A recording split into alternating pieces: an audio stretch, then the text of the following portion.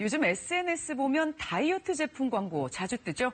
특히 이거 제가 써봤는데 진짜 좋아요. 이렇게 경험담으로 둔갑한 홍보글이 많습니다. 누가 써봤는데 살 제대로 빠졌대죠. 나도 효과 봤다는 댓글 잔뜩 달리죠. 혹해서 제품을 사게 됩니다. 그런데 이렇게 SNS를 통해 다이어트 제품 구매했다가 낭패를 보는 일이 많습니다. 사례 먼저 보시죠. SNS를 열면 쏟아지는 다이어트 광고입니다. 단번에 20kg 이상 줄였다는 이용 후기에 사진도 넘쳐납니다. 이걸 믿고 상품을 산 30대 여성, 부작용에 시달렸습니다. 후기가 굉장히 좋았거든요. 속이 너무 안 좋고 계속 설사를 하는 증상을 겪어가지고. 탄수화물 흡수를 억제해준다는 이 제품엔 실제를 강조한 후기가 잇따릅니다. 이게 광고란 사실을 알리는 표시 어디에도 없습니다. 이 남성은 45만 원을 주고 2달치를 샀는데 효과를 못 봤습니다. 광고 문구라든지 이런 게 있었는데 저는 매번 그걸 확인해 봤는데 전혀 그런 건 없었어요. 이렇게 식품에 체험기를 쓰거나 부작용을 알리지 않는 것 모두 불법입니다. 그렇지만 피해를 보고도 환불이나 보상을 받기는 어렵습니다.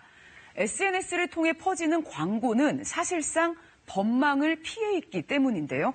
보통 인터넷 쇼핑몰을 이용하다가 문제가 생기면 소비자원에 피해구제 신청을 하면 됩니다. 이게 사업자와 소비자의 거래로 분류되기 때문에 가능합니다. 그런데 SNS에선 판매자가 사업자 등록을 안 해도 제품을 팔 수 있습니다.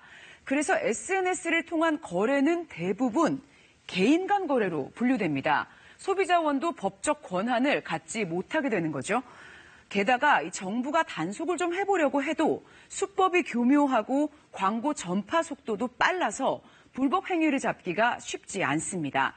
그러니 피해가 속출해도 업체들이 배짱 영업을 계속할 수 있죠. 그래서 김상조 공정거래위원장이 허위 과장 광고를 반복하면 무거운 과징금 처분을 내리겠다 이렇게 밝혔습니다. 허위 과장 광고를 계속한 사업자에겐 과징금을 최대 20%까지 가중부게 하겠다는 건데요. 문제는 SNS를 통해 물건 파는 사람들 어차피 상당수가 사업자 등록을 안 했단 거죠. 이런 부분이 개선되지 않으면 SNS 광고는 여전히 법의 사각지대에 놓이는 겁니다. 그래서 지금은 소비자 스스로 주의하는 수밖에 없습니다. SNS 광고글 보고 물건 사시기 전에 판매자가 통신판매 신고 사업자인지 그리고 소비자 피해 보상보험에 가입했는지를 확인해 보는 게 좋습니다. 친절한 뉴스였습니다.